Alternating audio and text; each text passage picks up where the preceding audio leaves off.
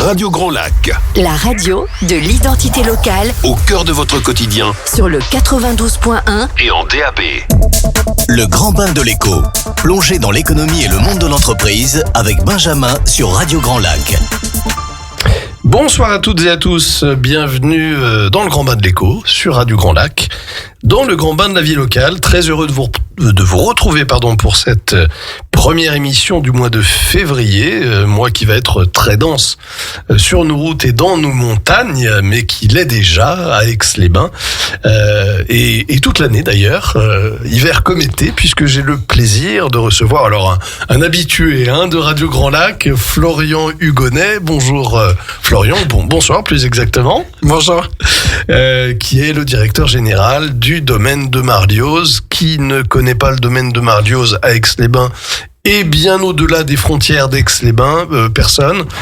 Pas moi, pour une raison d'ailleurs que j'ai eu l'occasion d'évoquer tout à l'heure avant de commencer cette émission, parce que quand j'étais petit, j'ai fait du thermalisme au domaine de Marlioz et les quelques problèmes ORL dont je souffrais ont été résolus assez rapidement. Le thermalisme, c'est une activité évidemment qui reste très importante au sein du domaine, mais ce n'est pas la seule activité, puisque le domaine s'est très largement diversifié ces dernières années, et en particulier depuis que vous en avez pris la direction générale en 2020. On va pas trahir un secret en disant que vous avez une toute petite quarantaine d'années, c'est ça. Et que vous avez fait vos armes dans le sud de la France. On va pas, évoquer la petite enfance, mais commencer par vos études, puisque vous fréquentez une école de commerce qui est située entre Nice et Cannes, donc on va le dire, sur les hauteurs d'Antibes, Sophia Antipolis. C'est en 2005-2006. Expliquez-nous un petit peu quel est votre projet universitaire, étudiant à l'époque. C'est vrai que je suis rentré en école de commerce après 2 ans de classe préparatoire et Cannes parce que j'avais envie de voir le côté un peu événementiel, le côté tourisme, et très rapidement au final j'avais aussi le côté comptabilité qui me plaisait beaucoup, mais en fait très rapidement je me suis aperçu que c'était vraiment le contact avec les clients, le contact avec l'humain qui me plaisait, donc cette partie était très importante. Donc en 3e année j'ai pris une spécialisation en ressources humaines, ce qui m'a permis d'accroître mes compétences dans ce domaine. Et puis c'est vrai que dans le milieu hôtelier, les ressources humaines c'est clé, puisque c'est ce qui fait aussi le bon contact avec les clients. À cette époque, vous avez déjà une destinée, celle de l'hôtellerie et de la restauration. Vous dirigez dans votre esprit vers ce secteur d'activité ?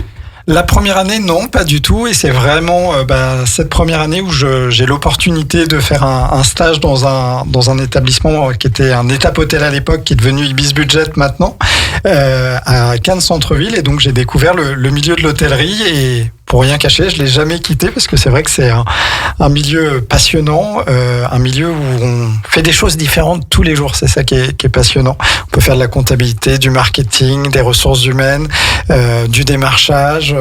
Il y a un univers très important, de l'accueil aussi, de l'événementiel, parce que Cannes est quand même une ville très événementielle avec le festival. Pour le moins. Donc pas mal de choses. Donc c'est vrai que c'était très formateur et très intéressant. L'année 2006 marque une étape importante dans votre vie professionnelle, puisque vous faites la rencontre, alors je crois dans cet hôtel Ibis Budget, qui est géré par un réseau, celui de la Compagnie française d'hôtellerie. Oui. Tout à fait. Que je vous laisse le soin de présenter, dans laquelle vous êtes toujours aujourd'hui, puisque c'est le réseau dont dépend le domaine de Marlioz, même si le domaine de Marlioz évolue avec beaucoup d'autonomie et d'indépendance, mais vous êtes affilié, si j'ose dire, à ce réseau et à cette compagnie depuis 20 ans, c'est dire la fidélité qui vous unit respectivement. Oui, c'est vrai que j'ai eu la chance de rencontrer Monsieur Meyer, c'est le propriétaire de la Compagnie française d'hôtellerie, puis d'une grande partie des hôtels hôtels aujourd'hui qui le chapeautent. Et c'est vrai que c'est souvent des rencontres un peu infortuites, et puis aussi la capacité d'un homme à faire confiance aussi à quelqu'un qui sort d'école, qui n'a jamais découvert le monde d'hôtellerie, qui va former au fur et à mesure des années via son directeur sur place, et qui va confier quelques années après du coup sa première direction. Et c'est vrai qu'aujourd'hui mon propriétaire est issu plutôt du monde de la cuisine. D'accord. Et puis il a su évoluer en tant que directeur d'établissement, directeur régional, et puis 1, 2, 3, et puis aujourd'hui une vingtaine d'hôtels sur toute la France, essentiellement sur le sud-est. On y viendra tout à l'heure. Vous passez encore quelques années, donc, j'allais dire dans le cadre de travaux divers et variés, de 2006 à 2010. Donc dans le sud de la France. Et puis en 2010, la compagnie française d'hôtellerie vous confie la responsabilité, la direction, votre premier poste de direction à Chaponnay. Alors on est à quelques encablures de Lyon, on est même dans une commune périphérique, je crois, qui appartient au Grand Lyon. Pas très loin. Pas très loin. Et donc c'est 2010, et là vous faites vos premières armes, donc en tant que directeur. Et oui, c'est vrai que j'ai l'impression que c'était comme si c'était hier, et c'est des premières expériences. Donc nécessité d'avoir confiance en soi. J'avais une équipe de 6 personnes. C'était un petit hôtel de 63 chambres. Un hôtel Ibis Ibis Budget. Ibis Budget, d'accord. Qui était Tap Hotel, puisque la marque a changé entre-temps. Et voilà, une petite équipe avec à la fois la partie réception, petit déjeuner et chambre. Et un hôtel qui était très orienté sur la partie business, puisqu'il était complet quasiment toute la semaine. Très peu de loisirs, puisqu'on est quand même excentré de Lyon. Donc une activité assez intéressante, et du coup qui m'a permis de découvrir le métier de directeur, et puis de me perfectionner. Il faut croire que vous donnez entièrement satisfaction, même probablement au-delà de ce que votre employeur imaginait, puisque de la direction d'un établissement que vous conservez pendant 2 ans, je crois, vous allez quelques années plus tard, en 2014, si mes informations sont bonnes, et je pense qu'elles le sont parce que c'est vous qui me les avez fournies, vous prenez la direction de plusieurs établissements, ou plus exactement d'établissements de différentes gammes. Oui, tout à fait. Alors il y a une petite étape entre 2010 et 2012 du coup, où là je vais ouvrir un second établissement, et pour la petite anecdote, du coup la directrice générale du réseau, je la rencontre parce que je savais qu'il y avait cet hôtel là qui ouvrait, et je lui dis j'aimerais postuler en fait pour reprendre la direction de cet établissement, parce que c'était un Ibis, donc 3 étoiles avec un restaurant, un univers que je connaissais pas, la restauration, donc j'avais envie de découvrir. Et elle me dit oui et non. Elle me dit oui, je suis d'accord que vous preniez la direction, mais vous allez pas perdre la précédente, vous allez chapeauter les 2 établissements. Et donc c'est vrai que ça a été une grande responsabilité, avec 2 équipes complètement différentes. Et puis un hôtel en ouverture, c'est quelque chose de très intéressant, de suivre un chantier, suivre l'ouverture, qui est quelque chose de très intense à vivre avec les équipes. Et puis 2 ans après, comme vous le dites, du coup je vais avoir un rôle un peu plus régional, où je vais chapeauter jusqu'à une dizaine d'établissements de gammes différentes. Je vais avoir de l'Ibis, du Mercure, et de l'Ibis Budget aussi, à travers différentes régions, Lyon, Montélimar, Sisteron, et puis en 2018 arrivera dans le réseau du coup le domaine de Marlioz, qui a été racheté au groupe Accor. On va y venir dans un instant. Donc ça veut dire que pendant quelques années, vous partagez votre temps dans le quart sud-est, puisque c'est le secteur d'implantation privilégié de la CFA, la compagnie française d'hôtellerie, qui est propriétaire d'une vingtaine d'établissements, et vous allez, j'imagine, commencer à façonner une sorte de mode opératoire, c'est-à-dire que vous récupérez entre guillemets un établissement, et vous souhaitez souhaitez le façonner à votre façon, si vous me permettez la redondance. Oui, et puis c'est vrai qu'on a la chance d'avoir des métiers où on fait évoluer aussi des collaborateurs, et c'est vrai que ça a été mon cas. J'ai eu la chance d'avoir de très très bons adjoints à différentes périodes. On a Pierre du coup qui avait pris la direction de l'Ibis Budget de Grésy sur Aix, qui est maintenant sur Bourg-en-Bresse, mais toujours sur le même réseau. J'ai Pauline qui était à la base réceptionniste du coup, qui est passée chef de réception et qu'aujourd'hui directrice de l'Ibis Montélimar. Vanessa du coup qui était mon adjointe sur Aix-les-Bains, et du coup qu'on a au fur et à mesure des rachats placée en tant que directrice de l'Ibis et de l'Ibis Budget Sisteron. Et en tant que manager, en fait, c'est des moments merveilleux de voir ses collaborateurs prendre leurs ailes.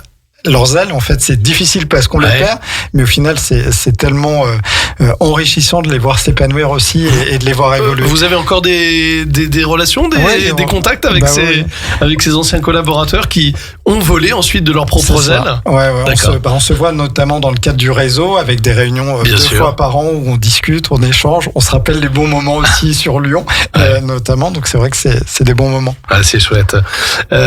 En effet, en 2018, le réseau rachète le domaine de Marlioz. Alors, on va faire une petite présentation du domaine de Marlioz. Pourquoi? Alors, pas pour les Aixois, bien sûr, parce que les Aixois connaissent le domaine, je pense, mieux que quiconque, mais pour tous nos auditeurs et toutes nos auditrices qui nous écoutent bien au-delà du cercle aixois ou du cercle chambérien, puisque je rappelle que depuis, alors un petit peu moins d'1 an, Radio Grand Lac, on peut l'écouter grossièrement de Genève jusqu'à Grenoble, en passant, si j'ose dire, par Lyon, donc avec un potentiel d'auditeurs de plusieurs centaines de milliers de personnes.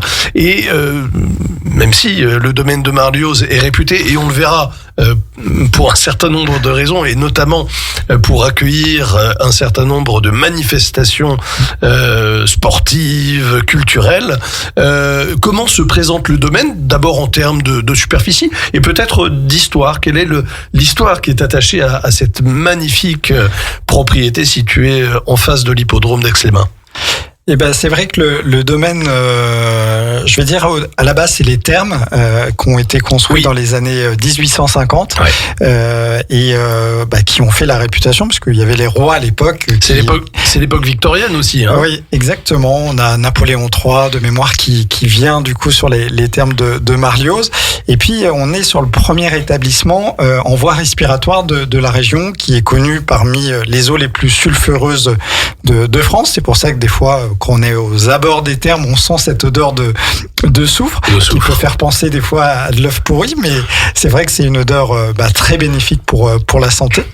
Et puis en 1980 vont arriver les 2 établissements, le spa, par la famille Burnet du coup, qui va construire le domaine, que j'ai eu l'occasion de rencontrer à différents moments en fait, et qui était quelqu'un de passionné, qui m'a invité chez elle, qui m'a montré en fait son histoire, et j'ai beaucoup appris grâce à elle sur les sources, sur l'établissement thermal, parce que quand je suis arrivé, c'est vrai que le thermalisme et le côté spa, c'était vraiment quelque chose de nouveau pour moi. Donc 1982 du coup, ouverture des établissements, et puis centre de convention qui va arriver un peu plus tard. Le domaine de Marlioz a été ensuite racheté par la SHB dans les années 90, et puis dans les années 2000 par le groupe Accor, qui l'a entretenu jusqu'en 2018, là où CFH est arrivé. Et du coup, l'a racheté avec un gros programme de rénovation, parce que c'est vrai que le groupe Accor n'avait pas fait de rénovation depuis les années 2000. Ok. La superficie de l'ensemble? La superficie, c'est 10 hectares. C'est vrai qu'il y a une grosse partie qu'on voit, ce parc qu'on voit depuis l'avenue de Marlioz, que beaucoup d'Aixois traversent tous les jours. Et il y a toute une partie forêt qu'on ne voit pas. D'ailleurs, il y a des chemins en fait sur lesquels on peut se balader. Un tout petit peu sur les hauteurs. Exactement. Et donc, c'est vrai que c'est très, très plaisant. Et donc ça, c'est une découverte aussi pour la compagnie française d'hôtellerie, que de gérer, ou plus exactement, de prêter son concours à la gestion d'un établissement thermal. Ouais, c'était vraiment une première. On a eu vraiment beaucoup de chance, et d'avoir des personnes, notamment Régine, la directrice des thermes, Kéra, j'en parlais en intro de l'émission ensemble, mais elle a 35 ans cette année sur l'établissement, donc c'est la mémoire de l'établissement thermal. Régine a plus de 30 ans aussi d'entreprise. La plupart de mes collaborateurs sur les thermes sont là depuis plus de 10 ans. Donc, on salue chaleureusement tous vos collaborateurs, hein, peut-être qu'ils nous écoutent. Tout à fait. Et ils m'apprennent tous les jours énormément sur l'établissement thermal, et j'ai beaucoup eu de plaisir à découvrir cet univers, à m'y intéresser, et surtout à essayer de le développer. Et dans le cadre des travaux notamment. On va y venir tout à l'heure, effectivement. Ouais. Il y a eu pas mal de choses nouvelles qui ont permis d'émerger. Et ce domaine donc qui est racheté en 2018, eh bien il vous échoua, si j'ose dire, en 2020, 2 années plus tard, puisque après avoir donc prêté votre concours et dirigé plusieurs établissements à temps partagé dans le quart sud-est de la France, eh bien on vous confie la responsabilité de ce beau bébé qui doit être remis en forme un petit peu, remis en perspective. Mais alors le problème de 2020, évidemment, on va le rappeler parce que la mémoire ne fait défaut à personne. Mars 2020, c'est la crise sanitaire, c'est le Covid-19. Et puis, vous arrivez précisément à cet instant-là. Vous avez théoriquement un staff de 70 collaborateurs à votre disposition. Sauf que là, il n'y a plus personne ou quasiment plus. Exactement, c'est vrai que ça a été un moment très étrange, puisque je suis arrivé, il y avait une vingtaine de personnes sur site, beaucoup de personnes malheureusement au chômage partiel, un établissement qui était aussi en travaux, donc du coup il y a des collaborateurs que j'ai découvert que 8 mois après en fait en activité, parce que il y avait les travaux, et puis il y avait aussi la nécessité aussi de préserver l'équilibre de l'entreprise. Le domaine avait été racheté en 2018, et du coup il y a personne qui avait prévu malheureusement que on fermerait dans un premier confinement, on fermerait dans un deuxième confinement, que l'établissement thermal fermerait de nombreux mois, puisqu'on a mis beaucoup de temps à réouvrir les établissements thermaux à l'époque. Et on dit contre mauvaise fortune bon cœur, ce sont ces séquences de confinement successifs et donc d'impossibilité d'accueil de la clientèle qui vont permettre à la compagnie française d'hôtellerie, en lien avec les franchises, puisque le domaine de Marlioz aujourd'hui, et c'est important, et on y reviendra tout à l'heure peut-être un petit peu plus en détail, ce sont 2 hôtels, un hôtel Ibis Budget, Ibis Styles, pardon, autant pour moi, et un hôtel Mercure, qui sont 2 hôtels qui relèvent de la franchise du groupe Accor. Exactement.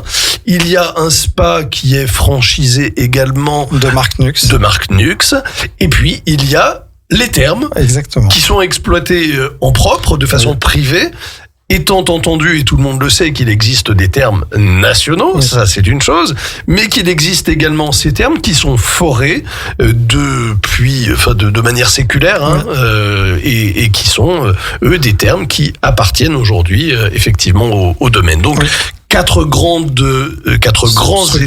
établissements qui sont exploités, mais bien au-delà, et on y viendra tout à l'heure, en parlant de tous les événements et de toutes les manifestations qui ont lieu et qui en particulier ont beau cours lorsque le printemps et l'été viennent, parce que on peut profiter d'un parc dont vous disiez tout à l'heure, qu'il recouvre 10 hectares de superficie, et que ça donne quand même la possibilité de faire des spectacles absolument féeriques. Donc des travaux qui vont permettre de redonner du peps à ces établissements, d'accueillir ensuite, et on le verra, des publics divers et variés, des groupes sportifs, des clubs sportifs professionnels, des séminaristes, et donc cela va être accompli en 2 étapes, en 2020 et en 2021. Donc finalement, vous décidez de profiter de ces séquences de fermeture contraintes, forcées, pour redonner un peu de lumière aux habits du domaine de Marlioz. Comment ça se passe en pratique, étant précisé que l'activité en elle-même est quand même fortement en diminution en 2020 et en 2021.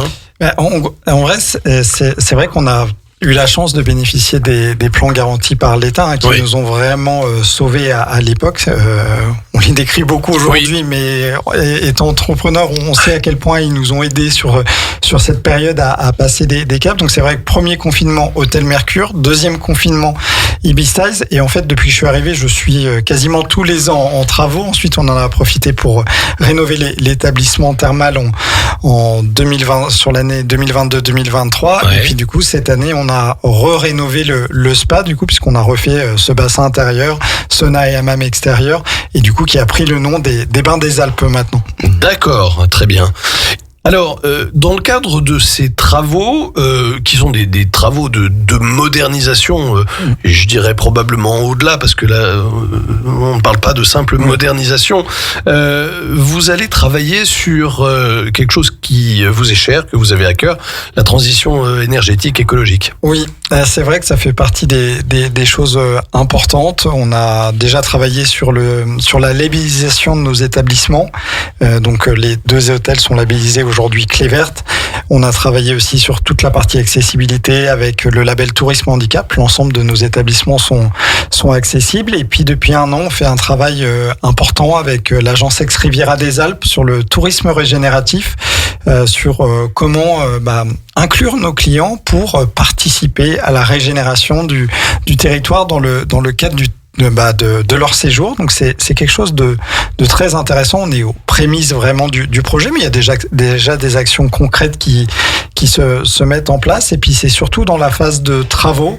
Ça a été des périodes sur le fait de se dire comment on peut faire pour ne pas jeter le mobilier qu'on a dans les établissements. Donc tout a fait l'objet de dons. Au final, D'accord. on a créé des plateformes et on a donné l'ensemble du mobilier pour une seconde vie.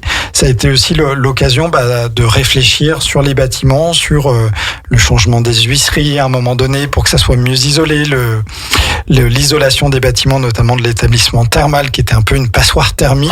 Ouais. Et par exemple, pour vous donner un ordre d'idée, l'établissement thermal est déjà aux normes qu'il devrait être en 2050. D'accord. Et l'Ibistais et le Mercure sont déjà aux normes de 2030-2040. Donc c'est Vous vrai avez que pris 1 ou 2 décennies d'avance par rapport à la réglementation du futur.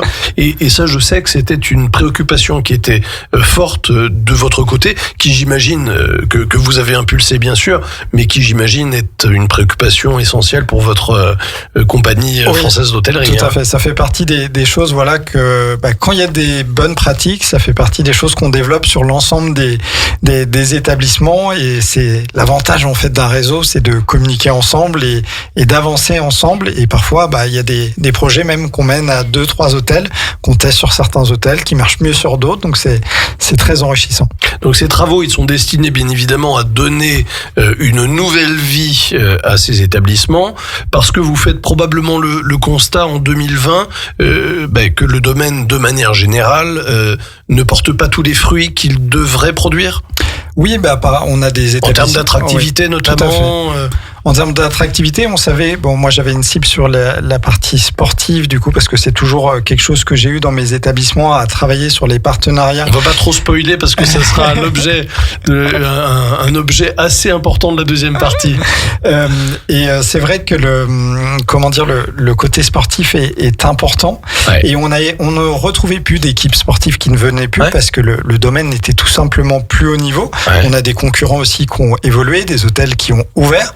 Et donc, besoin, en fait, d'investir. C'est le cas, par exemple, du spa, où il n'était pas spécialement prévu de le refaire, mais face à des concurrents qui évoluent, en fait, des attentes aussi des clients qui ont évolué. Il y a même 5-10 ans, en fait, les gens venaient pour avoir une piscine. Aujourd'hui, ils viennent dans un spa pour buller, ce que j'appelle, Oui. c'est-à-dire avoir des jets sous-marins, profiter de cols de cygne, etc. Ouais. Donc, on a dû changer toute cette approche et du coup, vraiment travailler dans l'immersion, parce que aujourd'hui, la partie bien-être est particulièrement recherchée, et Aix-les-Bains fait partie de ces destinations en France où elles sont très attractives grâce au bien-être. Est-ce qu'on vient de loin pour profiter alors des termes du spa, il y a d'autres spas, on en profite d'ailleurs pour saluer l'un des sponsors de l'émission, mes amis du groupe Épicure, Jean-Sébastien et Agnès Alfonsi, qui m'ont d'ailleurs fait le plaisir de nous faire rencontrer, et je les en remercie. Aix-les-Bains a une stature, une reconnaissance au niveau national et même international, oui, qui permet quand même d'être attractif. Je le dis souvent avec beaucoup de fierté, Aix-les-Bains, c'est la reine des villes d'eau. Ouais. Et donc une reconnaissance depuis je vais dire l'époque gallo-romaine sur la partie thermale. Ouais. Et du coup, on a la chance d'avoir quand même la première station d'Auvergne-Rhône-Alpes du coup qui est à Aix-les-Bains. Et puis la partie spa aussi, bien-être, qui fait partie des attraits de la destination. Sur la partie thermale, on a des personnes qui viennent un peu de toute la France, mais beaucoup de l'Est en fait, de région Auvergne-Rhône-Alpes forcément, sur un périmètre de 300-400 km, et puis un petit peu aussi du Sud. Et puis sur la partie, je vais dire spa, séjour, on va avoir des gens qui viennent de Lyon, Grenoble, la Suisse, l'Italie, qui vont venir profiter. On a aussi du parisien, hein, mais et un petit peu de toute la France, clientèle suisse, allemande et belge aussi, et néerlandaise. Ouais. Ça va faire partie des principales nationalités qu'on retrouve sur le domaine, mais qu'on retrouve aussi sur le territoire. Donc c'est un public qui est très éclectique, Oui.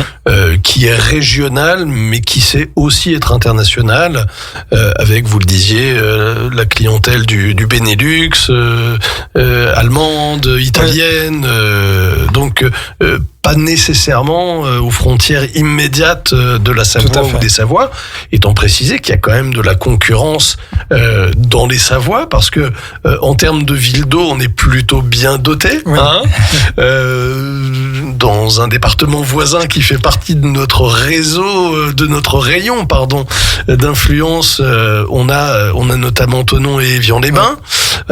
En Isère, on a Uriage-les-Bains.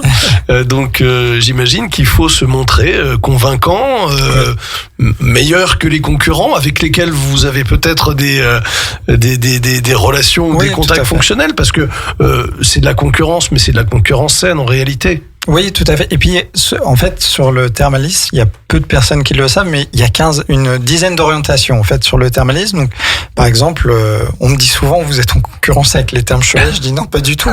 On est sur les voies respiratoires et tout ce qui est muqueuse bucco-linguale, quand chevalet est sur la partie phlébologie et rhumatologie. Donc, on est vraiment complémentaires.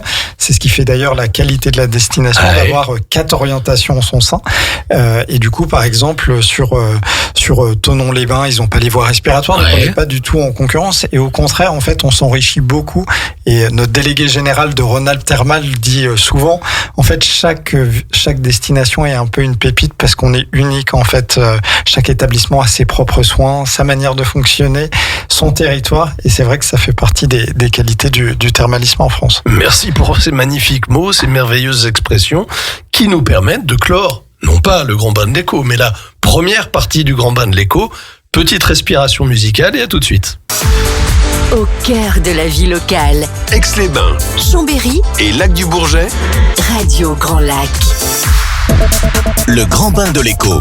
Plongez dans l'économie et le monde de l'entreprise avec Benjamin sur Radio Grand Lac. De retour sur Radio Grand Lac dans le Grand Bain de l'Écho pour cette première émission du mois de février. Un salut amical à mon sponsor particulier, Sébastien Philippe, Bricomarché Grésy-sur-Aix, qui nous accompagne depuis maintenant près de 2 ans. Et on poursuit donc cette belle émission avec Florian Hugonnet, directeur général du domaine de Marlioz, dont on a compté les primes années, les années qui ont suivi, ou plus exactement les 2 années de reconstruction, on va dire, de modernisation qui ont suivi votre arrivée en 2020 à la tête opérationnelle du domaine de Marlioz. On a vu que vous aviez profité, si j'ose dire, l'expression, le terme est peut-être pas le plus approprié, en tout cas que vous aviez saisi l'occasion des séquences de fermeture liées à la crise sanitaire pour réaliser des travaux de modernisation qui s'imposaient dans les 2 hôtels Ibis Styles, pas Ibis Budget, et Mercure, et le tout dans le respect, j'allais dire, d'un point extrêmement important qui est la transition énergétique écologique, qui vous permet d'ailleurs de prendre une avance significative sur la réglementation à venir. On a évoqué, effleuré un point sur lequel j'ai envie qu'on revienne, parce que c'est ça qui fait aujourd'hui, je pense, l'attrait du domaine de Marlioz, entre autres choses, c'est redonner vie au parc et puis faire revenir les équipes sportives. Alors on peut commencer par ce que vous voulez. Eh ben, donner vie au parc. Allez. Plutôt sur la partie culturel, c'est vrai que quand je suis arrivé, bon déjà c'était en Covid comme on l'a dit, donc il y avait déjà pas grand monde qui circulait, et puis au fur et à mesure des semaines, je voyais ce parc qui est magnifique en fait, parce qu'il y a des centaines d'essences d'arbres, des couleurs magnifiques, une vue imprenable sur les montagnes, mais peu de personnes en fait qui s'y est aventuré, et on a beaucoup travaillé avec les équipes sur les premières années sur le fait de se dire mais comment on peut arriver à faire venir des gens dans ce parc. Donc on a travaillé du coup, notamment les équipes avaient travaillé au moment du rachat en 2018 sur un projet Marlios 2025 où il y avait à peu près une centaine d'idées qui étaient ressorties. Et donc j'ai ouvert ce grand livre de 2018 en me disant mais qu'est-ce qu'il y avait dans ces idées et qu'est-ce que je pourrais prendre avec les équipes pour le mettre en place. Et il y avait cet événement, ce grand événement Cinéparc du coup dont on fêtera la 6e année cette année, où on s'est dit mais pourquoi pas organiser un cinéma en plein air. Et en quelques mois avec le Covid, avec les équipes, on s'est mis à organiser cet événement qui avait accueilli 2000 personnes sur 4 jours et qui sera cette année probablement sur environ 15 000 personnes sur 7 jours. Donc un événement qui a beaucoup grossi et qui fait que du coup les Aixois viennent dans ce parc, découvrent le domaine, redécouvrent un petit peu qu'il y a les hôtels, mais du coup qu'il y a aussi des restaurants, qu'il y a le spa, qu'il y a les thermes, et que donc ils peuvent aussi profiter de l'ensemble de ces infrastructures sans dormir. C'est souvent la difficulté qu'on a. Oui. Les gens croient que ils viennent dans un restaurant d'hôtel, donc sachant qu'ils ne dorment pas, ils ne peuvent pas manger, alors que si, bien sûr. Ouais. Donc il y a toute cette partie qui va donner vie et qui va nous permettre d'organiser progressivement des événements. Et puis ce qu'on s'était dit, c'est que le chiffre d'affaires généré, on n'en a pas généré les 2-3 premières années, c'était qu'on le réinvestissait toujours dans les infrastructures du parc. Donc on a d'abord incorporé ce food truck la 2e année. La 3e année, il y a eu le bar du coup qui a été incorporé. Ouais. Et puis l'événement grossissant, on a aussi eu des nécessités de revoir toute notre structure électrique. Et donc ça a été la 4e année. Et du coup l'année prochaine, on est en train de regarder si on rajoute pas un 2e bar éphémère du coup, parce que les événements grossissants dans le parc, c'est vrai que c'était nécessaire. Donc le cinéparc, c'est évidemment une manifestation qui s'inscrit dans la durée désormais. Et je crois qu'il est inscrit dans l'ADN du domaine. Ouais. Ça se déroule à quelle période de l'année ? Alors on est généralement sur fin juillet, début août. Là, on dévoilera les dates exactes dans quelques semaines. Et puis autour de cet événement, en fait, c'est agrégé progressivement d'autres événements. Il y a eu Marlios Fête 114 juillet. Alors voilà. Qui est arrivé, du coup, on sera sur la 3e année. Avec l'année dernière, ce qu'on avait essayé d'avoir la première année, qu'on n'a pas réussi à obtenir, le feu d'artifice. Donc ça, c'est vrai que ça a été une des grandes joies de 2025, de pouvoir tirer ce feu d'artifice au pied des thermes, et puis d'avoir 4000 personnes dans ce parc. C'était la première fois qu'on parle de 4000 personnes sur un soir. Je pense qu'il faut se rendre compte de ce que ça représente.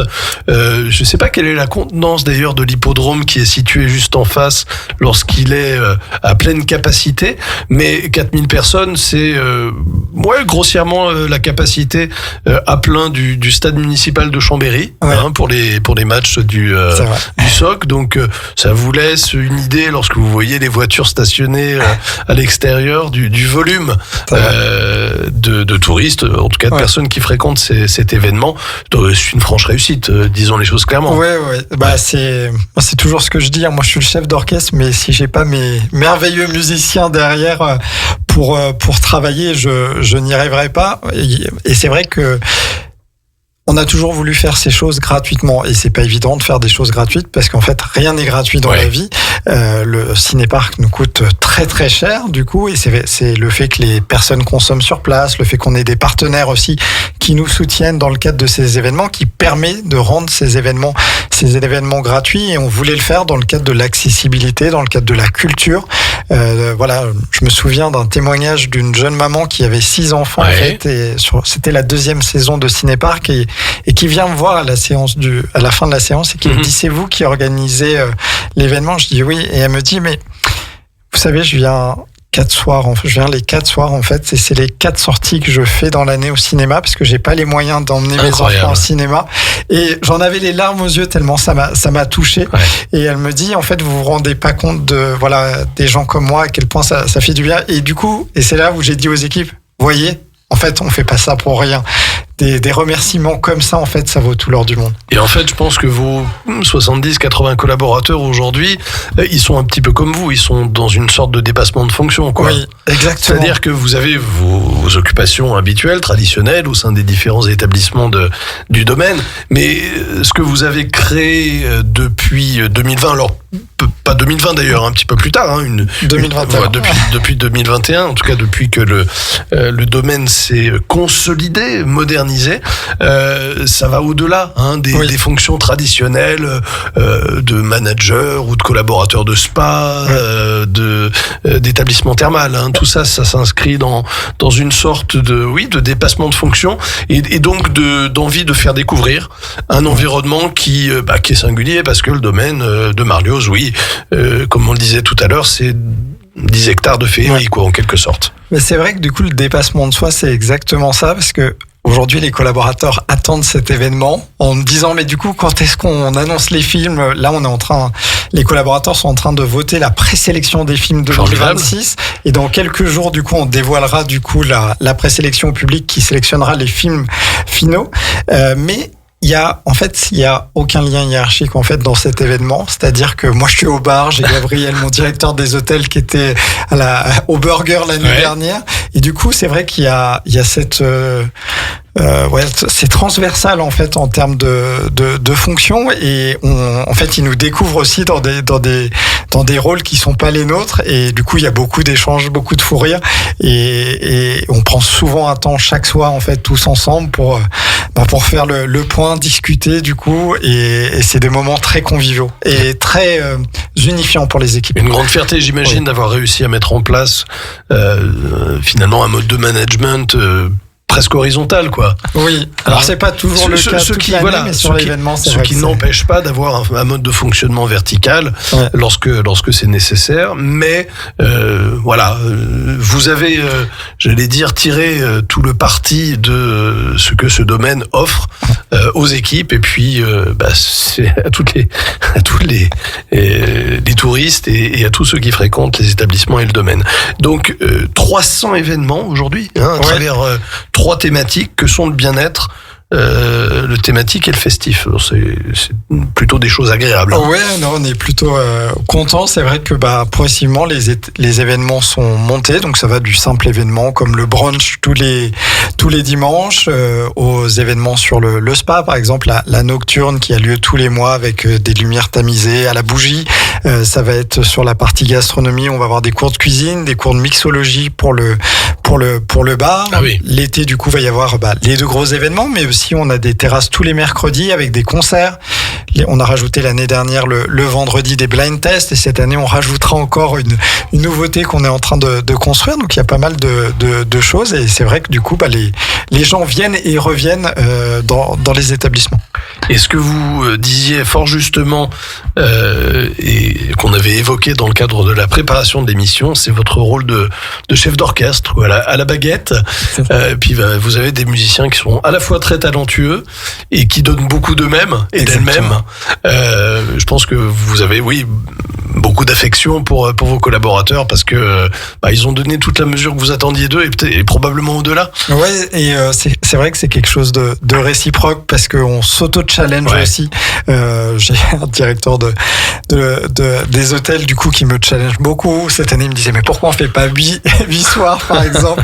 Et du coup, on s'est dit, non, on va plutôt augmenter la capacité. Emma, du coup, qui travaille qui est ma responsable administrative et chargée de projet, qui travaille aussi sur d'autres projets et qui me pousse. Et en fait, ils me poussent en eux-mêmes, ils s'en rendent pas compte, du coup, parce qu'ils disent, mais c'est toujours moi qui ai les idées, mais pas vraiment, en fait, c'est eux, à travers les discussions qu'on peut avoir. Et du coup, je rebondis sur certaines choses, et c'est vrai que c'est très plaisant. Et eux me disent, en fait, c'est vrai que ça casse d'un métier routinier. Oui. Déjà, l'hôtellerie n'est pas très routinière en soi, mais là, il y a le côté événementiel qui prend encore plus d'ampleur. Et c'est un défi supplémentaire qui vient s'ajouter au défi du chiffre d'affaires, du volume d'activité, parce que il faut évidemment avoir les coudées suffisamment franches pour pouvoir organiser ce genre d'événement et être aussi visible. Visible, vous l'êtes parce que vous travaillez également beaucoup. Enfin, je sais même pas si on peut parler de travail, c'est un plaisir. Ouais. Vous êtes une hyperactivité sans aucune connotation péjorative. Au contraire, on a le plaisir de vous retrouver à peu près sur tous les supports, sur tous les réseaux sociaux qui existent. Bon, les cités, après tout, LinkedIn. Moi, j'en fréquente essentiellement deux, LinkedIn et un peu Facebook. Ouais. Mais bon, Instagram, TikTok, j'imagine, et puis tous autres supports qui vous permettent de faire découvrir à ceux qui en ont l'envie, et il y en a beaucoup, tout ce que vous avez la possibilité de créer. Dans toutes les séquences de l'année, mais c'est vrai qu'au printemps et en hiver, il y a des moments particulièrement agréables à partager en plein air, à l'extérieur. On l'a dit tout à l'heure, vous avez aussi fait revenir un certain nombre de personnes ou de groupes qui ne venaient plus, et en particulier les équipes sportives. Oui, c'est vrai que ça faisait... Moi, j'ai toujours eu un attrait dans mes établissements avec le sport, et c'est vrai que j'accroche... j'ai besoin d'avoir... un tissu sportif proche, en fait, important. Avant, j'étais sur Chaponnet, du coup, j'avais le comité régional du rugby avec qui on travaillait énormément en collaboration. Et ça, j'ai essayé de le redévelopper sur Aix-les-Bains. C'est vrai que c'était pas très développé. On avait ce partenariat historique avec l'AMSB, du coup, donc Aix-Maurienne Savoie Basket, depuis les années 2000, un partenariat qui a toujours vécu. Et donc, on a beaucoup travaillé pour l'amplifier. On en reçoit d'ailleurs beaucoup d'équipes sportives du basket. La partie foot qui était aussi importante. Ouais. Et on a accueilli, il y a... Les équipes m'en parlent souvent, du coup, notamment pour les plus anciens. Alors, allons-y. On a accueilli Marseille, on a accueilli à un moment le PSG, on a accueilli le Real. C'est vrai qu'il y a eu des belles le Real époques, Madrid. Dans les années 90-2000. Et puis, progressivement, le domaine ayant décliné, en fait, plus rien jusqu'à à peu près les années 2020, où là, du coup, avec la rénovation, on a pu vraiment mettre un gros programme de réattaque de ces équipes. On a la chance aussi d'avoir une municipalité qui est très sportive. Donc, parce que c'est vrai que sans la municipalité, si on n'a pas les infrastructures sportives, les terrains, les salles de sport qui sont au niveau, en fait, c'est 50% de la décision du club sportif. Donc, on a eu la chance d'accueillir la Namibie en 2023 pour la Coupe du Monde de rugby qui se déroulait en France. Effectivement, alors c'est un mauvais souvenir, je crois, parce que il y avait un joueur namibien qui avait blessé assez sévèrement un joueur français. Tout à fait. Si mes souvenirs sont bons, et on avait compté les jours pour savoir s'il serait à temps pour reprendre. Et la Namibie s'entraînait donc sur l'hippodrome. Exactement. Et résidait au domaine de Marlioz. Et c'est vrai que ça a été un peu plus d'un mois de privatisation du Mercure. Et c'est des moments très attachants sur les équipes, parce qu'on passait un mois avec des équipes, et donc du coup on a toujours des contacts aujourd'hui avec l'entraîneur. C'est incroyable. On se parle, etc. Et cet événement, à plusieurs milliers voire dizaines de milliers de kilomètres. Tout à fait. C'est incroyable. Ouais. Et puis du coup, cet événement, qui est quand même un événement majeur, a permis en 2024 d'accueillir l'équipe paralympique de tennis sur l'établissement, et de s'entraîner à nouveau sur Aix. On a eu l'équipe du Brésil qui est venue aussi en stage l'année dernière, l'équipe du Brésil féminine, où là on monte également d'un niveau, parce que c'est vraiment les championnes du monde en titre.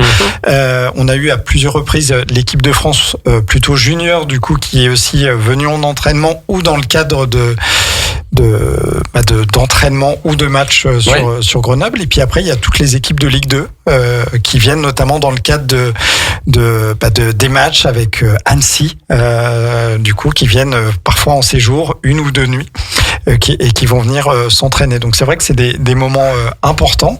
Et puis il y a des équipes qu'on reçoit et qui malheureusement ont une clause de confidentialité. Et D'accord. donc personne n'entendra jamais parler, D'accord, mais très qui bien. sont pourtant venus sur Aix-les-Bains. Très bien, très bien. Donc ça, c'est le domaine qui a retrouvé, on va dire, Ouais. ses lettres de noblesse en termes d'accueil, de capacité d'accueil, de beauté d'accueil. Et c'est vrai que c'est assez fantastique de voir que des liens ont été noués au point qu'ils subsistent plusieurs années après et que des contacts sont conservés avec des gens que vous avez accueillis. Je pense que ça témoigne de la qualité de l'accueil que vous leur avez prodigué. On arrive, il est 19h20 bientôt, on arrive dans les 10 dernières minutes de cette émission qui passe très vite. Hein. Je souhaite qu'on consacre ces 10 minutes. Alors, il ne s'agit pas d'auto-satisfaction pour vous, mais c'est quand même important, je pense, de rappeler qu'à titre personnel, mais également pour récompenser vos activités au sein du domaine, il y a un certain nombre de prix qui vous ont été remis. Et permettez-moi quand même de présenter le prix qui me semble être le plus noble, ou en tout cas le plus important, en tout cas le plus parlant probablement. Alors, en anglais, ça donne Resort Manager of the Year. Bon, pas mal. Aux Hospitality Awards, qui sont les Césars ou les Oscars de l'hôtellerie. En français, ça veut dire meilleur hôtelier du monde quand même. Oui, ça. Oui, Florian, bien sûr. C'est vrai que c'est. Alors parlez-nous de cette, j'allais dire, de cette séquence, de ce moment assez formidable, peut-être un petit peu en amont et puis au moment où vous recevez le prix, parce que à ce moment-là, je sais pas, est-ce que vous avez été prévenu d'ailleurs que vous alliez recevoir ce prix? Alors j'avais été prévenu que je faisais partie des finalistes. D'accord. Déjà j'étais très surpris. Et c'est vrai que c'est comment dire, c'est à la fois jugé sur la méthode de management, sur l'exemplarité, sur ce qu'on a pu mener en termes de transformation, sur aussi les équipes aussi, le ressenti des équipes. Enfin, un dossier assez complet en fait qui représente un peu qui j'étais et ce que j'avais réalisé au sein du domaine. Et donc du coup sont annoncés du coup les 3 finalistes et du coup je suis monté sur scène en tant que vainqueur et je m'y attendais pas du tout parce que j'étais avec des personnes qui venaient d'Inde, des personnes qui venaient des États-Unis et des établissements qui étaient aussi monumentaux. Je discutais avec l'Indien du coup qui avait un établissement de 600-700 chambres. Donc c'est vrai que c'était assez un moment très émouvant pour moi, pour ma famille aussi qui était présente ce soir-là. Donc c'était un beau moment et puis une belle reconnaissance aussi parce que je l'ai dit tout à l'heure, c'est-à-dire que c'est aussi un travail d'équipe. Donc c'est aussi un travail grâce aux équipes qui m'emmènent et qui me projettent à travers tout ce qu'on peut faire. Où cette cérémonie s'est-elle déroulée? C'était à Paris. C'était à Paris, d'accord. Ouais, c'est à Paris tous les ans en fait, et du coup les gens viennent du monde entier. Donc c'est une belle cérémonie. Paris, capitale de la France, capitale du monde, du tourisme. Du monde du tourisme. Je pense que c'est pas un hasard. Donc ça, c'était en 2023. Oui. Donc il y a un petit peu plus de 2 ans, puisque je crois que ça devait être plutôt en fin d'année 2023. Donc il y a un petit peu plus de 2 ans. Mais ce n'est pas tout. Alors, allez, on va évoquer 2024 après 2023, c'est logique. Vous êtes lauréat également des trophées du tourisme pour récompenser l'emploi et l'attractivité des métiers, d'accord, que vous promouvez. Et puis, en 2024, il y a un événement qui s'appelle les Jeux Olympiques de Paris. Et avant la cérémonie d'ouverture, alors c'est amusant parce que là, on est en train de parler de Jeux Olympiques. Demain aura lieu la cérémonie d'ouverture des Jeux Olympiques d'hiver de Milano Cortina d'Ampezzo. Et il y a une flamme qui fait le tour, qui fait le tour du pays. Alors, qui part plus exactement de Grèce, et qui ensuite fait le tour du pays d'accueil. Tout à fait. Et Florian, vous avez été un des porteurs de la flamme. Tout à fait. Voilà. C'est vrai que ça a été un des moments émouvants parce que c'est vrai que j'ai candidaté sur le fait d'être porteur la flamme. Comment on devient porteur de flamme? Et donc il y avait cette candidature en fait où il fallait expliquer pourquoi en fait on serait un bon candidat de la flamme.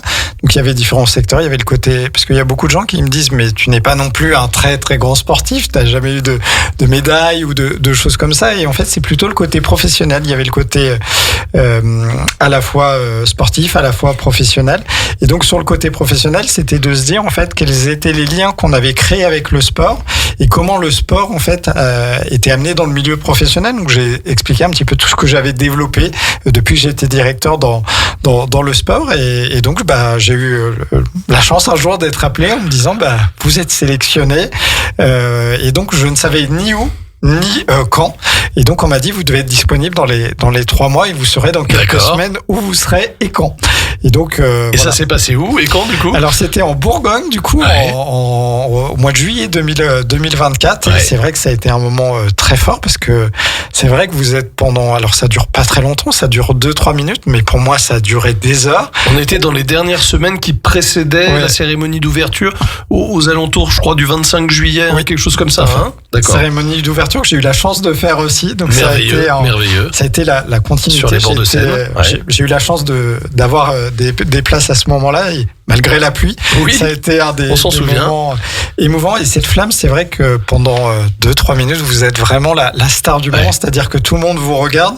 Il y a cette responsabilité de la flamme en fait, et toutes les valeurs qu'elle représente, qui étaient très importantes. Et puis voilà, toutes ces personnes qui veulent être prises en photo avec vous, la passation de la flamme avec ma prédécessrice aussi, du coup, qui était une paralympique. Et donc voilà, on a eu toute cette ambiance aussi avant, que ne voient pas forcément les personnes, mais il y a tout. On est arrivé le matin et du coup on nous a expliqué les valeurs de la flamme, tout ce que ça représentait.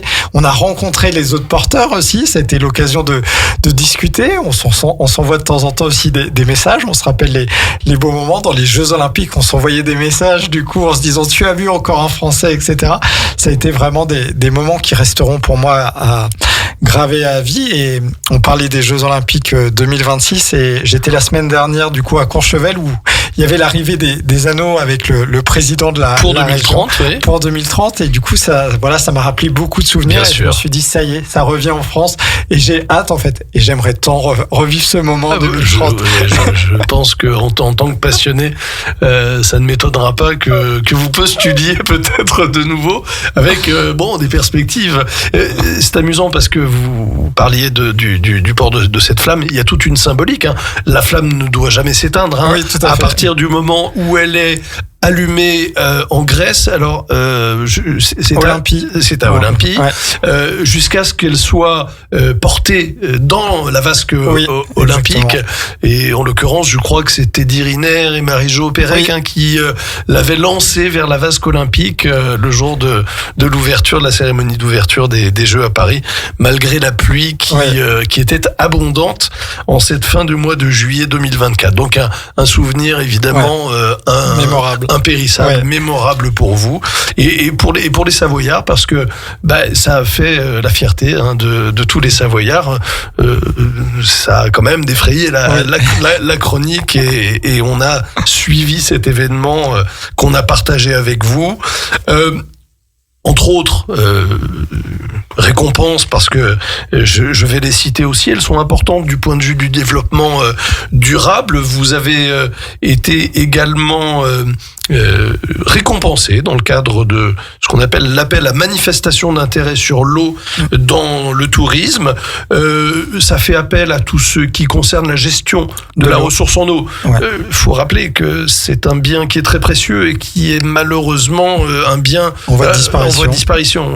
Oui, c'est vrai que on peut en parler un instant. Oui, on a été très heureux. On fait partie des 6 établissements en France qui ont été sélectionnés. Donc pour nous, ça a été une belle récompense. On est en train d'y travailler depuis 1 an. On va rendre à l'État dans quelques semaines du coup ce qu'on appelle les livrables qui vont présenter en fait. Et c'est en fait, on se rend pas compte à quel point l'eau est complexe jusqu'à arriver jusqu'à l'établissement, mais aussi repartir en fait à travers les canalisations. Se dire on peut avoir des fuites à différents endroits et bien mesurer avec des sous-compteurs. Donc c'est tout ça qu'on a mis en place. réduire par exemple l'eau au lavabo. On était sur du 7 litres minute, on teste actuellement sur du 1 litre minute. Mais du coup, il y a parfois de l'insatisfaction client en disant ça va pas assez vite. Ouais. Et trouver un petit peu, c'est ça qui est intéressant, de trouver le juste milieu entre les comportements des clients et ce qu'ils attendent et ce qu'on est capable aussi de descendre en termes de débit. Les piscines sont un excellent exemple aussi en termes de consommation d'eau avec des évolutions qu'il y a eu cette année. Moi, ça faisait partie des choses que j'avais évoquées dans le cadre de l'AMI, de se dire on doit vider l'ensemble des bassins tous les ans.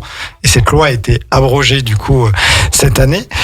Et puis il y a d'autres choses, des incohérences. Par exemple sur la partie thermale, même si on peut l'entendre, pendant un an on va laisser couler l'eau, le robinet à fond en fait pour vérifier que la ressource n'est pas épuisable. Est-ce que demain ça doit peut-être durer 6 mois? Ça va faire partie des rendus qu'on va rendre du coup pour que l'État puisse faire évoluer un moment les lois et puis que du coup ça puisse servir à l'ensemble des établissements du territoire et de France. Est-ce que il faut être inquiet pour la gestion de l'eau? Alors, dans les établissements de restauration et d'hôtellerie, dans des établissements qui exploitent des spas et des thermes, où c'est quand même, j'allais dire la matière première, c'est la matière première de manière générale, mais a fortiori dans des établissements comme ceux que vous dirigez, est-ce que vous avez des préoccupations? Oui, j'imagine. On a forcément des préoccupations parce que nous, si l'eau s'arrête, le thermalisme s'arrête tout de suite et ça fait partie des choses. Nous, on a un forage qui de ce que vous savez, de ce dont vous êtes instruit, je dirais, parce que vous avez une connaissance de l'eau et de sa rareté que nous n'avons pas. Oui. On a vécu Challes-les-Eaux, du coup, par exemple, a été un des bons exemples. Absolument. Du coup, le forage s'est tari et du coup, volonté de faire un nouveau forage, mais malheureusement, ils n'ont pas trouvé d'eau tout de suite, donc ils ont arrêté l'activité et on le voit sur certains domaines. Du coup, il y a des nappes, des forages qui sont moins abondants que dans le passé. Nous, on était sur notre ancien forage, elle faisait du 8 mètres cubes heure. Aujourd'hui, elle était descendue à 1 mètre cube heure. Donc, c'est pour ça qu'on a fait un nouveau forage. Donc, forcément, il y a un moment, du coup, il faut être vigilant. Et ça, c'est de la responsabilité de chacun. Si chacun fait un peu, on se sentira mieux, je pense. On va en rester, pas tout à fait, presque, puisque l'émission va se terminer dans quelques instants. On va rester sur cette note positive, d'optimisme. La question finale que je vais vous poser, c'est une vision à la fois de nos territoires et de nos territoires puisqu'on est une émission économique, alors un petit peu de vulgarisation économique, parce que on s'adresse à des auditeurs et des auditrices qui, comme moi, ont eu une connaissance et qui fréquentent le monde économique, mais de façon parfois profane, amatrice. Je pense qu'on peut nourrir un certain optimisme pour nos territoires, pour le développement touristique de nos territoires et pour le domaine en particulier de l'hôtellerie-restauration. Quelles sont les perspectives, les prospectives? Quel est le plan? Parce qu'on parlait tout à l'heure du plan 2018-2025. Quel est le plan, 2026-2035 par exemple? C'est marrant à quoi peut-on s'attendre? ce que vous dites, parce qu'on a travaillé notamment avec la directrice d'Aix-Riviera des Alpes et Noémie, que l'on salue chaleureusement, et Noémie qui est en charge du RSE sur le projet 2026-2036 sur toute la partie tourisme régénératif. Donc c'est vrai que ça va prendre de plus en plus d'ampleur pour nous. C'est comment du coup on arrive à être encore plus vertueux. On a parlé de panneaux thermiques pour la gestion de nos piscines, du chauffage de l'eau. On a parlé de parkings aujourd'hui qui sont bétonnés, pourquoi pas les rendre végétalisés demain. Tout un tas de choses. Pourquoi du coup ne pas avoir un parcours arboricole plutôt fruitier qui pourrait nous servir dans le cadre de la restauration. Donc pas mal de choses où on revient parfois à des choses un peu plus basiques qui sont importantes. Et puis sur le développement, ça va être de continuer à développer bien sûr toute la partie événementielle qui font aujourd'hui la caractéristique du domaine, mais tout en préservant, je pense, le territoire. Ce qui fait la singularité d'Aix-les-Bains, c'est que c'est pas Annecy aussi en termes de volumétrie de tourisme. Et donc ça, il faut être vigilant. Je sais que Laurie, Michel Frougier, du coup le président de l'Office du tourisme, sont très conscients de préserver ce côté naturel du lac, d'avoir un peu, et c'est ça le tourisme régénératif, c'est veiller au tourisme, veiller aussi aux habitants et faire que tout le monde puisse bien s'entendre sur un territoire et bien sûr avec les entreprises et les socioprofessionnels. De manière à ce qu'on puisse continuer d'en profiter. Exactement. Tout en préservant notre espace vital, notre espace naturel. C'est sûr que pour nous, Aixois, ou en tout cas du Grand Aix, si j'ose dire, ce patrimoine est formidable et tout le monde a à cœur de le préserver, de le protéger. Pour ce qui concerne les territoires qui nous entourent et qui nous sont très chers, puisque Radio Grand Lac est heureux de pouvoir se faire entendre désormais dans ces territoires. On espère que le message sera bien passé. Le développement économique, touristique, oui, mais pas à n'importe quel prix, au prix d'une préservation des ressources. On a parlé de l'eau tout à l'heure, elle est très précieuse. L'eau, c'est aussi ce qui nous permet d'enneiger parfois des monts qui sont un petit peu désertés par la neige, compte tenu des intempéries qui ne sont plus celles que l'on a connues il y a quelques dizaines d'années. On va achever cette émission, cher Florian, sur cette note d'optimisme à l'aube des vacances scolaires qui commencent demain. Oui. Et qui vont amener beaucoup de circulation. Et de touristes. Donc soyez très prudents sur les routes. Pas de risque. Beaucoup de touristes, bien évidemment. Soyez prudents.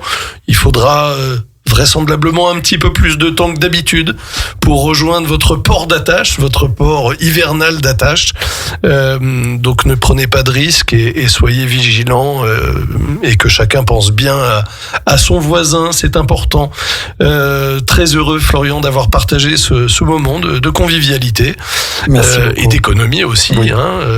Dans ce grand bain de la vie le grand bain de l'écho, dans le grand bain de la vie locale sur Radio Grand Lac. Merci à mes compères Sandra, Jean-Pierre, Laurine. Je vous embrasse bien fort.